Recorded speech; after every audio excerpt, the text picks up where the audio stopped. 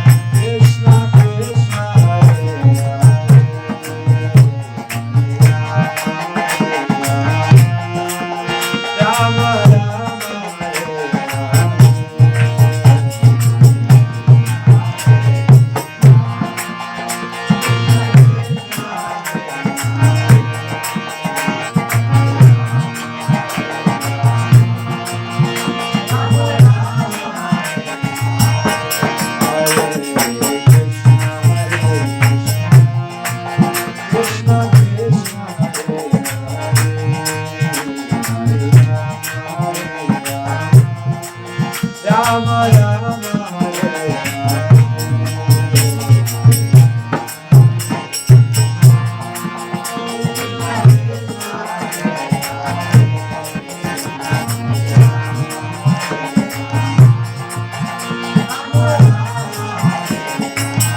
Hare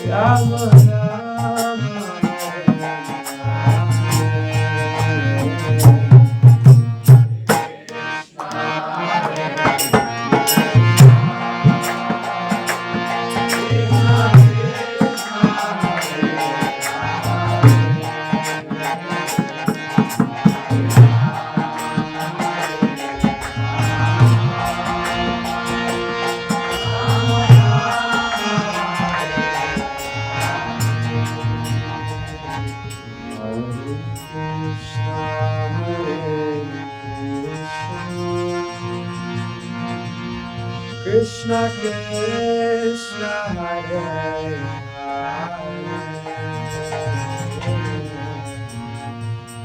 Hare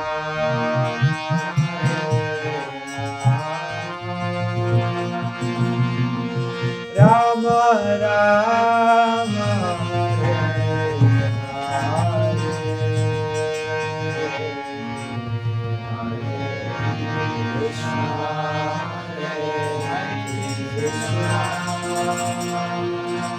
Krishna Krishna Hare Hare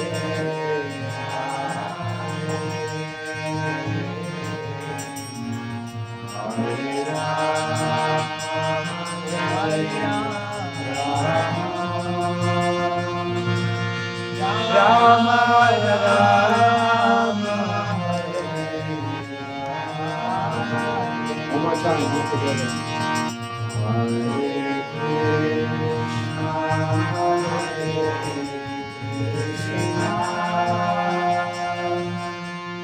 Hare Krishna, Hare Krishna, Krishna Krishna, Hare Hare, Hare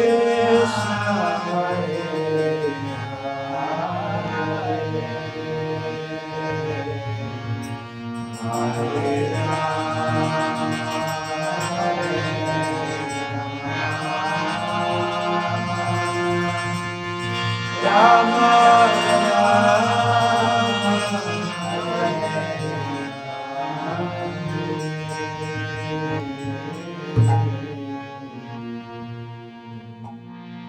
Gaura Premanande. Give a big round of applause to Narada Muni for giving such a nice kirtan. Round of applause for all of you for chanting so nicely. So, welcome to tonight's Bhakti night. Anybody's first time here to Bhakti night? Very welcome. Thank you so much for coming. We do this every week. Actually, we usually do it downstairs. This is our second time doing it up here in the newly inaugurated Bhakti loft. I think that's what we're calling it. It doesn't even have a name yet. If you have a good name, suggest it to us. So tonight we have Narada Muni speaking to us, and I usually have a biography, but I somewhat know Narada Muni maybe a little too well. So Narada Muni was I can proudly say, my only college roommate. So he was we were in the same college at Ohio State University, and then we joined the same monastery together. So it seems like Krishna put us together for some amazing reason. So Narada Muni he graduated with a bachelor's in psychology, and he traveled all around America, sharing knowledge of Krishna consciousness or bhakti yoga, the yoga of love and devotion, to students all over the country. And most recently, he's been in New York City, mainly with the Harinam. If you don't know what the Harinam is, they go and do this kirtan 4 to 6 hours a day in any New York City park. Raise your hand if you've seen the Harinam before outside. So yeah, they go out and do like a thankless service, going out and braving all weathers, types of people, and go and try to give people spiritual knowledge. So Narada's going to be speaking about swimming upstream, right? Swimming upstream, and I think he's somebody who has swam a lot upstream. I think everyone here is doing that. That's why I'm doing this topic. So the program is, for the next 45 minutes, we're going to be having the class, 45 minutes, and then there's going to be some discussion. And then afterwards, we're going to have one more kirtan, then we have a dinner for all of you. So let's give a big round of applause to Narada Muni. Thank you. My round of applause for all of you for chanting so nicely.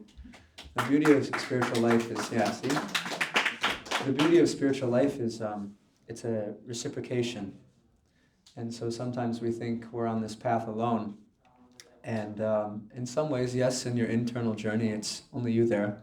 But fortunately, there's many people who are also on this internal journey. So it's I'm begging for your kind attention, because without it, the class won't be as effective. It's said that the hearers are just as important, if not more important, than the speaker. And so I'm simply humbly trying to present something that I found inspiration from. So as Hadai Pran said, the topic today is called Swimming Upstream. Okay, the ongoing push of the aspiring spiritualist. Everyone can see this okay? So swimming upstream, I think many people might think about salmon. There's classic migration things, mating, and things as such in their biological habits. But it's also used as an idiom. And I actually found out that there's an idiom dictionary. So I searched up in this idiom dictionary what exactly swimming upstream meant within the confines of the definition. And it says, going against the grain of society or normality, to go against or disagree with a prevailing or popularly held opinion or perspective, and to act or behave contrary to the majority of others.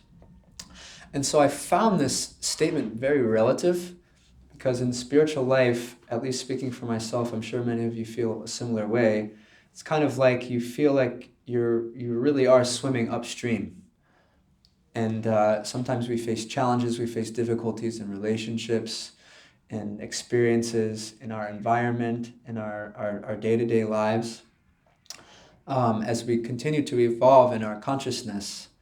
And I'm presenting this to show that it's actually a very natural thing. Because if you're practicing spirituality in a material world, then naturally there's going to be dissonance. And that friction isn't actually a bad thing, it's actually a very wonderful thing.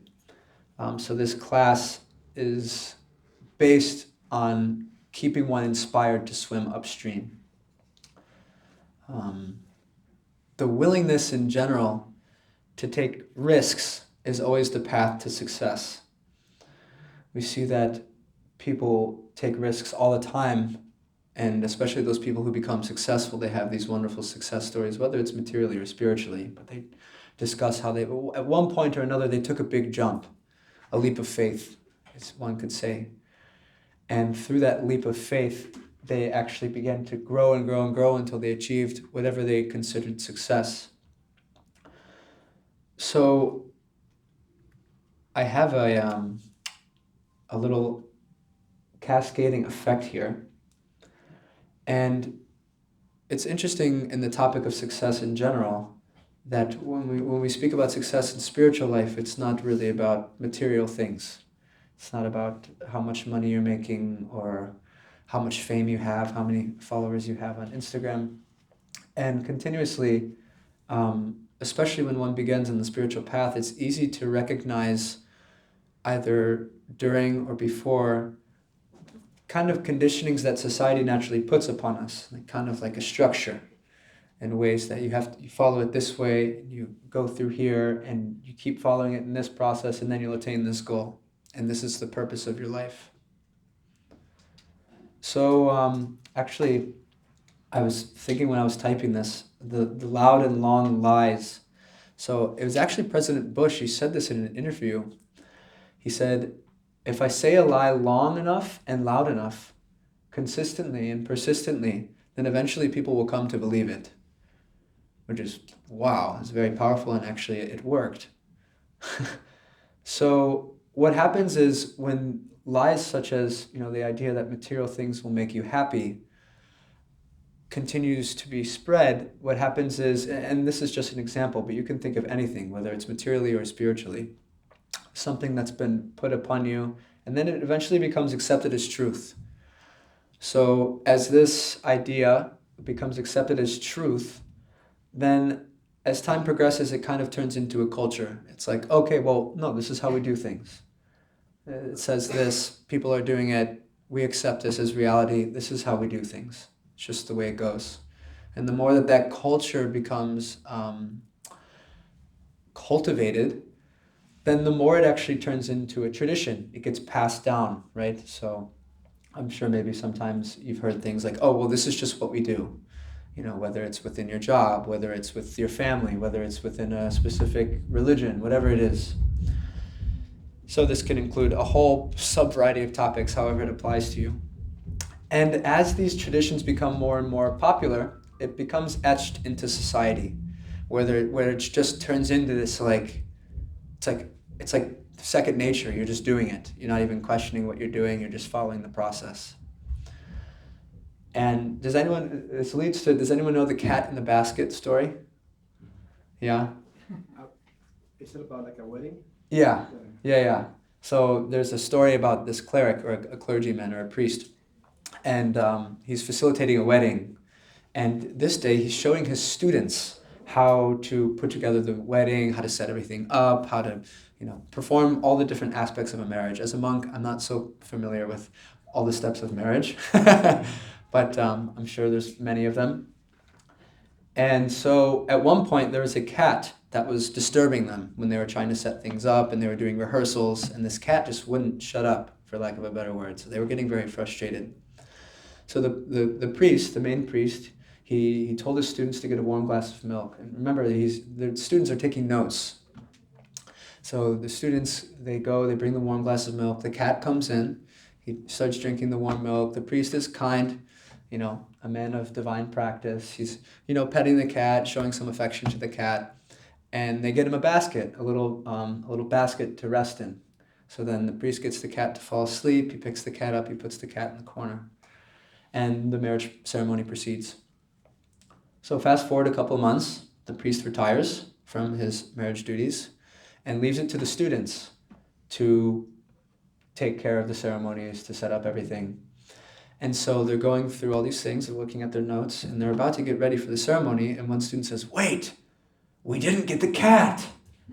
And they all looked at each other and they said, "Yes, it's in our notes, we wrote that down, we didn't get the cat." So what happens is they run out and they find the closest cat. They get the warm milk, they feed the cat the warm milk, they stroke the cat very nicely, the cat eases into the basket, they pick the cat up and they put the cat in the corner in the basket. So then what happens is that continues to get passed down. It's just, they had just, this is what we do, this is how the marriage ceremony is supposed to go. And so the point of this example is that it's an example of just blindly following something, for the sake of ritual, but without actually asking any questions. Why do we need this cat in the basket for this marriage ceremony to proceed, So this example is very important within our realm as spiritualists living within this material world. And the thing I titled this slide is Weapons of Mass Instruction. And so these weapons of mass instruction, you could say, are like reinforcers of these continuous lies that we're told. So whether it's just like a tradition that's just kind of blindly followed without any reason, or it's something much deeper, society telling you to go out and buy these things that'll make you happy. And I was given some examples by a teacher of mine. I was reading a book, and he talks about three main things that are can be weapons of mass instruction. And it's through things like educational systems. You have the mainstream media. The educational systems will tell you, this is how you do things, this is how you're supposed to be, this is how your life is supposed to shape out, and this is what's going to make you happy, right? Work really hard, get a job, do all the things, go to college, put yourself in debt, whatever it is. And then on top of that, you have things like mainstream media that just are beating you over the head with what to think all the time, right? And it's fascinating because even sometimes these perspectives are differing and they're still continuously saying that, no, this one's right, well, this one's right. And so this continuous reinforcement, it's much more subtle when you're watching things. You might not see it immediately. This is a very strong way that kind of can create friction. Excuse me, please tolerate me, I have a bit of a cold, so if I keep drinking water, please be patient with me.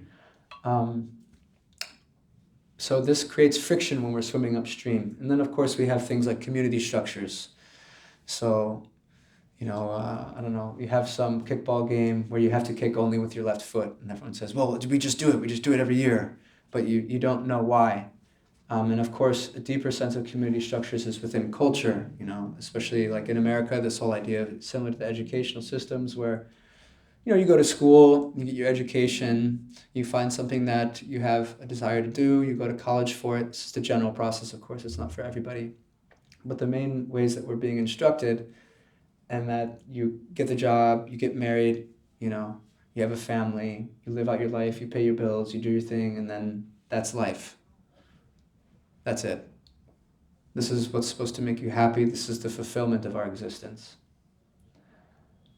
So the conclusion of this is that the conundrum in which the spiritualist is experiencing when they're coming to question things is saying, why is everyone doing this? There's a story about an ant. He's known as the great ant. And an entire colony of ants was told in this tradition that there was this beautiful thing of honey that's resting on right below this hill. So all these ants are working extremely hard to be able to get up to this hill and get into the pot of honey. And so the ant is going, and he's saying, okay, well, let's check this out. So I'm going to go, but I'm not going to go into the honey. I'm going to look at what's going on.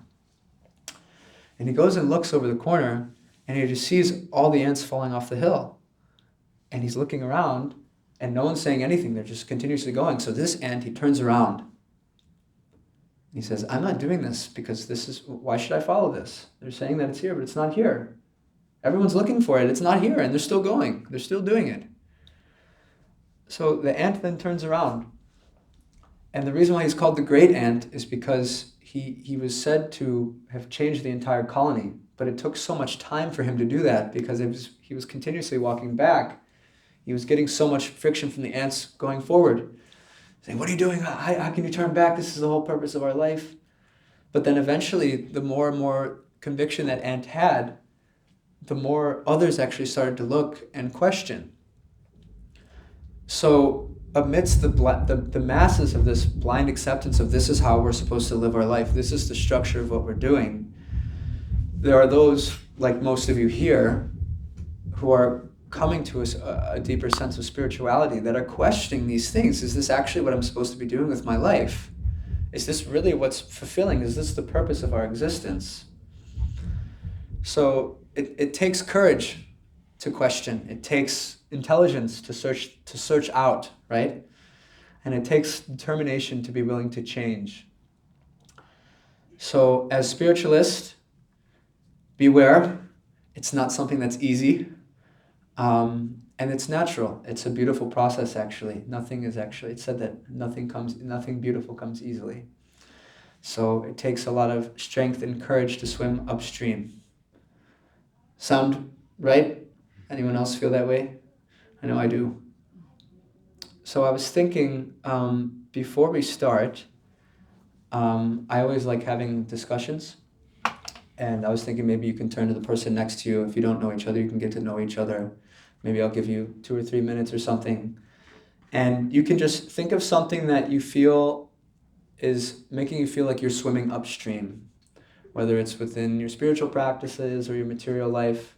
So you can look to the person next to you, and feel comfortable talking to, and we can kind of have a discussion, and then I want to hear your feedback. Okay?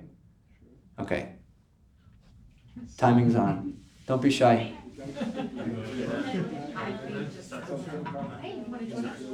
I think for me, it's actually like this coming year.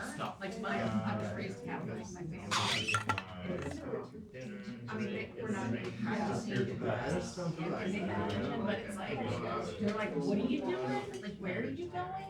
Because I was like, and they're like, "What?" And I just feel like it's like going against the grain of society.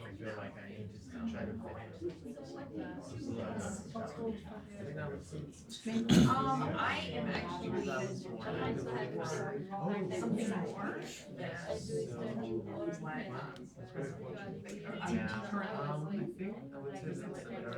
so as much as I just kind of learn about what is this and does it make sense to me? Yeah. You know, get it out. Yeah, yeah. I've tried that for many years. And then at the end, I didn't I mean, feel I've like been to I the building. I mean, it's not outside. I did Princess Little Festival. I was, I did that one. So it was fun. A friend of mine comes here. Yeah. Curiosity, you know, like all kinds of stuff. And so First of all, I want to engage with What is people. that? I want to engage with people. yeah, for me, Yeah. yeah, I'm not going to give Started running space every for day. just the sake that That's a new challenge. And it's one all the time, but I stopped. I try to get back into it. It's a new challenge. people understand. That's what some people, especially my youth, my age, like they succumb to avoiding the Right, because that's where exactly. the majority of people are. Yeah, try to eat healthy. So yeah, we have a similar. Yeah. That's sort of like a spiritual thing. Yeah, actually, I wasn't going to go to family, but I started practicing since I And was Channing, and then after a while, I came to New York and it's the fact that I want to be part of it. I want to be everyone wants to be part of it. Yeah. And, in my profession, it's kind of like, when you don't take part of it, you kind of see what you It was very quick. Yeah, it's a bunch of foods like bro, stuff like that. Very stupid. All they do, their life is work hard, make money. Okay. Go out and You have 30 seconds. I've seen that. Like, even in my profession, usually so many oh, let's have dinner, and then they never go really deep. I'm like, what's my super first time? 10, 9, 8, 7, 6, 5, 4, 3, 2, 1. Okay. I'm sorry, I wish I could keep this going, but unfortunately we have a schedule. But isn't it amazing, just like talking for 3 minutes, how much you can feel connected with someone? It's like you just open something up, and it's like everything else just clicks. You feel much more comfortable. I've always sensed that. So maybe I can get 1 or 2 ideas. Yeah. I would say me and my partner, my name is Atosh, his name is Cheeman. We actually had a similar upstream experience, which is like, cutting off our social lives. Coming from the professions we do, like it's very easy to succumb to going out for dinners and drinks, usually the way it happens. But letting go of that is definitely an upstream. Yeah, the subtle pressures. Because the masses are actually enjoying that. Yeah. And that's what they consider enjoyment. Yeah. So it's very, Yes. The spiritualist gets a higher taste.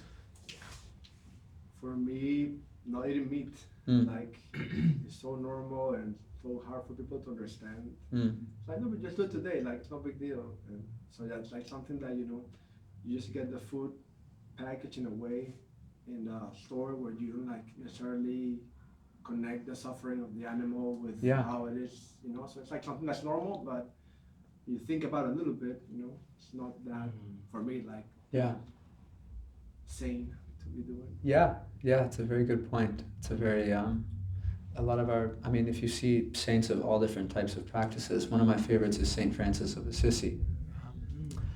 And he talks about his realizations of seeing all the animals as his friends and brothers and sisters. And this idea, how could I do this to God's creation? Yeah, that's a very, especially in America, it's a big thing, swimming upstream. It's like mind-boggling, I remember I became a vegetarian when I was in high school, way before I became a monk, and so many of my friends were like bewildered, like, what? Wow, how are you doing it? Well, this is insane. So